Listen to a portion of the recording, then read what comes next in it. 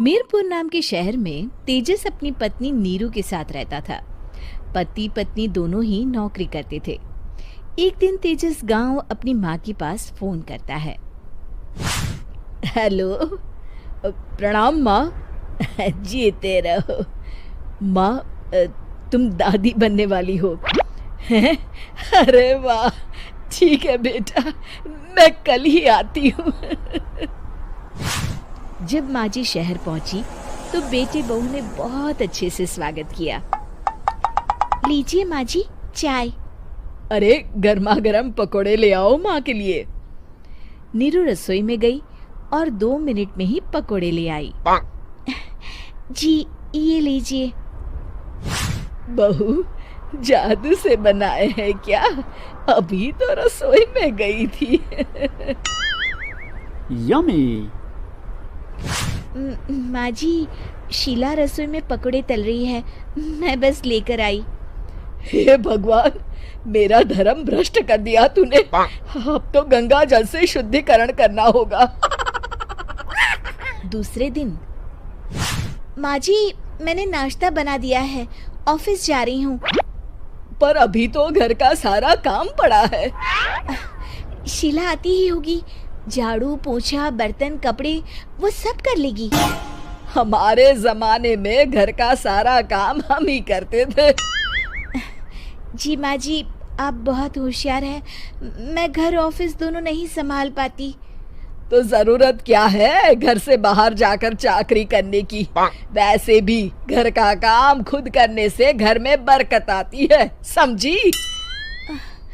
पर माँ जी। पर वर कुछ नहीं, इस महीने की पगार मिले फिर ऑफिस बंद है। हाँ। रात को नीरू तेजस से कहती है, सुनिए जी, माँ जी बोल रही थी कि मैं नौकरी छोड़ दूं। वैसे ठीक ही तो है, अभी तुम्हें आराम की जरूरत है। फिर भी आराम कहाँ, शीला को छुड़ाने के लिए बोल रही थी। तो अब 24 घंटे में इतना काम तो कर ही सकती हो। पर जॉब पसंद है मुझे, घर पर मन नहीं लगेगा। अगले दिन जब दोनों ऑफिस के लिए निकल रहे थे, मेरी तो कोई कीमत ही नहीं है इस घर में। माँ जी, आजकल महंगाई बहुत है, रहन सहन भी बदल गया है, दोनों नौकरी करते हैं तभी ठीक रहता है। अच्छा, तू कहना क्या चाहती है? मेरा बेटा तुझे बिठा के खिला नहीं सकता? तू ही इस घर का खर्च चला रही है, हैं? नहीं माँ जी, मेरा वो मतलब नहीं था। मतलब खूब समझती हूँ, ये बाल धूप में सफेद नहीं किए मैंने। हाँ। अब तो ये रोज का काम हो गया था। तेजस भी रोज की झिकझिक से परेशान हो गया था। एक दिन उसने कहा, नीरू, वैसे भी तुम्हें मैटरनिटी लीव मिलने वाली है, तो अभी से ही छुट्टी ले लो। पर क्या, मेरी सैलरी अच्छी खासी है। आखिर नीरू ने रिजाइन कर दिया। जब बच्चा हुआ तो घर में सब बहुत खुश हुए। कुछ दिनों बाद तेजस फाइल देख रहा था। क्या हुआ तेजस, कुछ परेशान लग रहे हो?